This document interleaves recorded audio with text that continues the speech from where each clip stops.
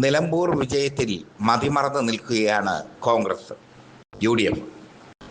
നിലമ്പൂർ വിജയം വരുന്ന നിയമസഭാ തെരഞ്ഞെടുപ്പിന്റെ സെമി ഫൈനലായിരുന്നു എന്നാണ് കോൺഗ്രസ് പറയുന്നത്. ഒരു പടി കൂടി കഴിഞ്ഞ് കടന്ന് രമേശ് ചെന്നിത്തല പറഞ്ഞത് കേരളത്തിൽ ഇപ്പോൾ ഭരിക്കുന്നത് കാവൽ മന്ത്രിസഭയാണ് എന്നാണ്.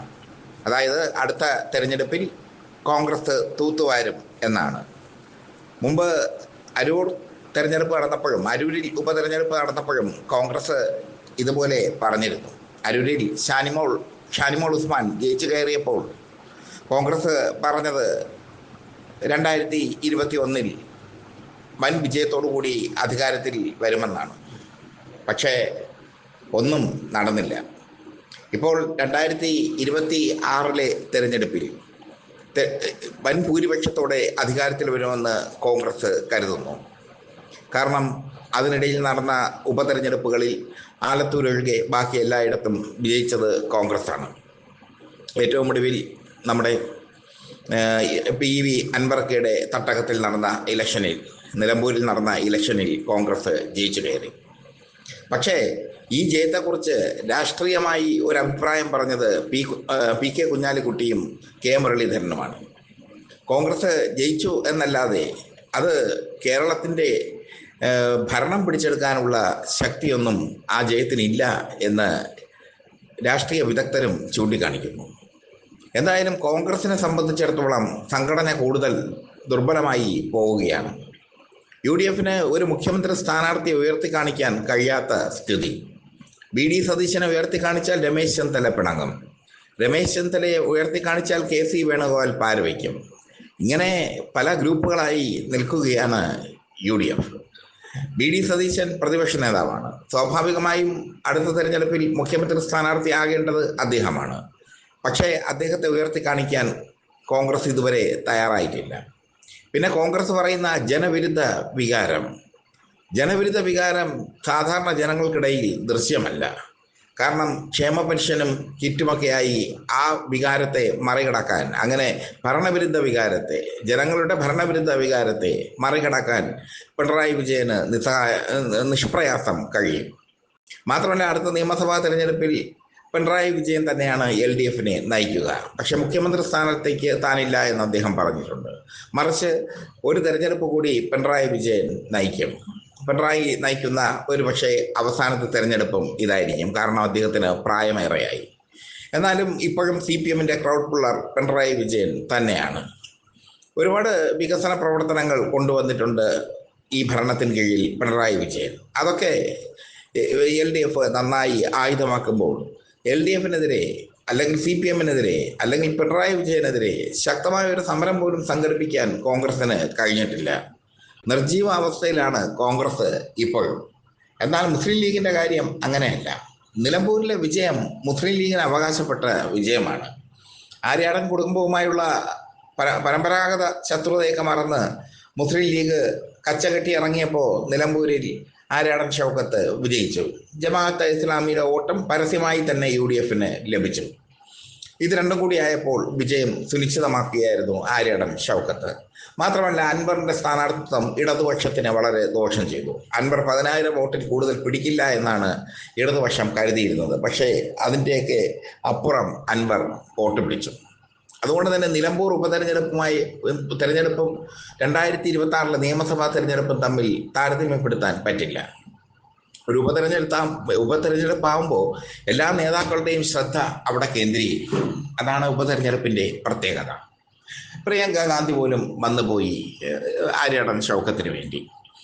ഉപതെരഞ്ഞെടുപ്പിൽ അതെല്ലാം സംഭവിക്കും. പക്ഷേ യഥാർത്ഥ തെരഞ്ഞെടുപ്പ് വരുമ്പോൾ ഇങ്ങനെ എല്ലാ നേതാക്കൾക്കും ഒരു മണ്ഡലത്തിൽ തമ്പടിച്ച് പ്രവർത്തിക്കാനൊന്നും പറ്റില്ല. കേരളത്തിൽ തുടർഭരണ സൂചനകൾ ശക്തമാകുമ്പോൾ UDF പ്രതിപക്ഷത്തേക്ക് പോകുമ്പോൾ പ്രതിപക്ഷ നേതാവായി കുഞ്ഞാലിക്കുട്ടി വരും എന്നുള്ളതും ഉറപ്പാണ്. കാരണം മുഖ്യമന്ത്രി സ്ഥാനാർത്ഥിയായി കോൺഗ്രസിനെ പ്രതിഷ്ഠിക്കാൻ പറ്റില്ല. കാരണം കോൺഗ്രസിന്റെ തകർച്ച ഏകദേശം പൂർണ്ണതയിലേക്ക് പോവുകയാണ്. ഇവിടെയാണ് മുസ്ലിം ലീഗിന്റെ വിജയം. അവർ വളരെ കെട്ടുറപ്പോടെ നിൽക്കുകയാണ്. 2021 പിണറായി സർക്കാർ അധികാരത്തിലെത്തിയപ്പോൾ UDFന് വലിയ ക്ഷീണം ലഭിച്ചപ്പോൾ മുസ്ലിം ലീഗിന്റെ കോട്ടകൾ അവർ ഭദ്രമായി കാത്തു. മുസ്ലിം ലീഗിന് ഒരു ഒരു ചാഞ്ചാട്ടവും ഉണ്ടായില്ല അവരുടെ കോട്ടകളിൽ. അത് വളരെ ശ്രദ്ധേയമായ കാര്യമാണ്. അതുകൊണ്ട് തന്നെ അടുത്ത തെരഞ്ഞെടുപ്പിൽ UDF പ്രതിപക്ഷത്തെ ആയാൽ പ്രതിപക്ഷ നേതാവ് കുഞ്ഞാലിക്കുട്ടിയാകാനുള്ള സാധ്യത തെളിഞ്ഞു കാണുന്നു. തുടർഭരണ സൂചന ശക്തമാണ് കേരളത്തിൽ. മിക്ക സർവേകളും അത് പറയുന്നുണ്ട്. ക്ഷേമ പെൻഷൻ വർദ്ധിപ്പിച്ചും കിറ്റുകൾ വിതരണം ചെയ്തും ഒക്കെ അവസാന ലാപ്പിൽ പിണറായി ഓടിക്കയറും. അങ്ങനെയാണ് കഴിഞ്ഞ തെരഞ്ഞെടുപ്പിലും നടന്നത്.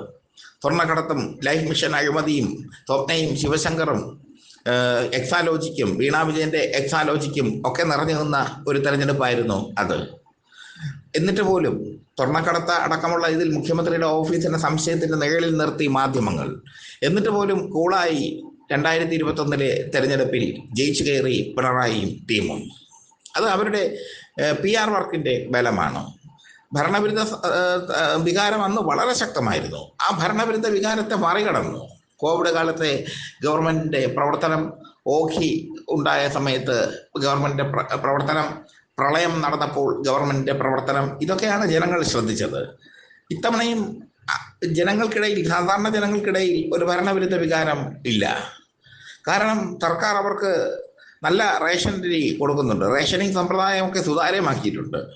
മാത്രമല്ല മന്ത്രിമാർ വളരെ ഉത്സാഹപൂർവ്വം ജനങ്ങൾ ക്ഷണിക്കുന്ന പരിപാടികളിൽ എത്തുന്നുണ്ട്. അതൊക്കെയാണ് ജനങ്ങൾക്ക് വേണ്ടത്. ക്ഷേമ പെൻഷൻ വർദ്ധിപ്പിക്കും എന്ന് പിണറായി പറഞ്ഞു കഴിഞ്ഞു. അതുകൂടെ ആകുമ്പോൾ എല്ലാം ഓക്കെ ആയി. പക്ഷേ കോൺഗ്രസിന്റെ കാര്യമാണ് പാട്. UDFൽ ഇതുവരെ പ്രതിപക്ഷ സ്ഥാനം വഹിച്ചിരുന്നത് കോൺഗ്രസ് ആയിരുന്നു. പക്ഷേ 2026 ആകുമ്പോൾ അത് മാറും. പകരം മുസ്ലിം ലീഗ് നേതാവ് കുഞ്ഞാലിക്കുട്ടി പ്രതിപക്ഷ സ്ഥാനത്തേക്ക് വരും. K മുരളീധരനടക്കം അതിനെ പിന്തുണയ്ക്കുകയും ചെയ്യും. കോൺഗ്രസ് ഒരു മുങ്ങുന്ന കപ്പലാണെന്ന് കോൺഗ്രസിലെ പലർക്കും അറിയാം. അതുകൊണ്ടാണ് പാലോടി രവി അത് ഓപ്പണായി പറഞ്ഞത്. പാലോടി രവി അത് ഓപ്പണായിട്ട് പറയുമ്പോൾ അദ്ദേഹം പിന്നീട് അതിൻ്റെ DCC പ്രസിഡന്റ് സ്ഥാനം അദ്ദേഹം രാജിവെക്കേണ്ടി വന്നു. അതൊക്കെ ശരിയാണ്. പക്ഷെ അദ്ദേഹം ഓപ്പണായിട്ട് തന്നെയാണ് പറഞ്ഞത്. വലിയ പാടാണ്. 60 മണ്ഡലങ്ങളിലെങ്കിലും കോൺഗ്രസ് 3-ാം സ്ഥാനത്ത് വയ്ക്കാൻ പോകുമെന്നാണ് പാലോടി രവി പറഞ്ഞത്. അദ്ദേഹം തിരുവനന്തപുരത്തെ DCC അധ്യക്ഷനായിരുന്നു. ചില്ലറ കാര്യമല്ല. തലസ്ഥാനത്തെ DCC അധ്യക്ഷനാണ് പറഞ്ഞത് 60 മണ്ഡലങ്ങളിൽ കോൺഗ്രസ് 3-ാം സ്ഥാനത്തേക്ക് പോകുമെന്ന്, അവിടെയൊക്കെ BJP 2-ാം സ്ഥാനം വരുമെന്ന്. അതൊക്കെ അദ്ദേഹത്തിന്റെ ആ പരിണിത പ്രജ്ഞത കൊണ്ട് പറയുന്നതാണ്, രാഷ്ട്രീയ അറിവ് കൊണ്ട് പറയുന്നതാണ്. അല്ലാതെ നിലമ്പൂർ ഉപതെരഞ്ഞെടുപ്പ് കണ്ട് നിലമ്പൂരിലെ കട്ടിൽ കണ്ട് കോൺഗ്രസ് പനിക്കേണ്ട കാര്യമില്ല.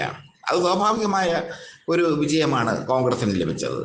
അത് മുസ്ലിം ലീഗിന്റെ വിജയമാണ്, കോൺഗ്രസിന്റെ വിജയമല്ല. മുസ്ലിം ലീഗിന്റെ ശക്തി എന്തെന്ന് അവർ അവിടെ തെളിയിച്ചു കൊടുത്തു. അത് അവരുടെ വിജയമാണ്. അതുകൊണ്ട് തന്നെ മുസ്ലിം ലീഗിന് UDFൽ ഇപ്പോൾ വലിയൊരു സ്ഥാനമാണ് ലഭിച്ചിരിക്കുന്നത്. മുസ്ലിം ലീഗ് കൂടെ ഇല്ലായിരുന്നെങ്കിൽ കോൺഗ്രസ് എന്ന കക്ഷി, UDF എന്ന പ്രസ്ഥാനം തരിപ്പണമായി മാറുമായിരുന്നു. അതുകൊണ്ട് തന്നെ 2026 തുടർഭരണ സൂചനകൾ ശക്തമാകുമ്പോൾ പ്രതിപക്ഷ നേതാവാകാൻ മുസ്ലിം ലീഗിൽ നിന്ന് കുഞ്ഞാലിക്കുട്ടി എത്തും എന്നതിൽ ഒരു തർക്കവുമില്ല. കാരണം അവർ അവരുടെ കോട്ട കാത്തു സൂക്ഷിക്കുന്നുണ്ട്. അവർ അവരുടെ കേഡർ സ്വഭാവം കാത്തു സൂക്ഷിക്കുന്നുണ്ട്. ഇപ്പുറത്ത് കോൺഗ്രസ് കിടന്ന് തമ്മിൽ തല്ലുകയാണ്. ആ തമ്മിൽ തല്ല് വളരെ രൂക്ഷമായിരിക്കുന്നു ഇപ്പോൾ. ഇതാ മാങ്കൂട്ടത്തിനെതിരെയൊക്കെ പീഡന പരാതികളൊക്കെയാണ് വന്നുകൊണ്ടിരിക്കുന്നത്. ഇതൊക്കെ ജനങ്ങൾ കാണുന്നുണ്ട്. ജനം പൊട്ടന്മാരല്ല, പൊതുജനം കഴുതയല്ല. അവരെല്ലാം കാണുകയും മനസ്സിലാക്കുകയും ചെയ്യുന്നുണ്ട്. കോൺഗ്രസിന്റെ വിഴുപ്പലക്കൽ കോൺഗ്രസ്സുകാർക്ക് പോലും അസഹനീയമായിരിക്കുന്നു. വല്ലാത്തൊരു ഗതികേട് തന്നെയാണ്. ആ ഗതികേടിലേക്കാണ് UDF പോകുന്നത്.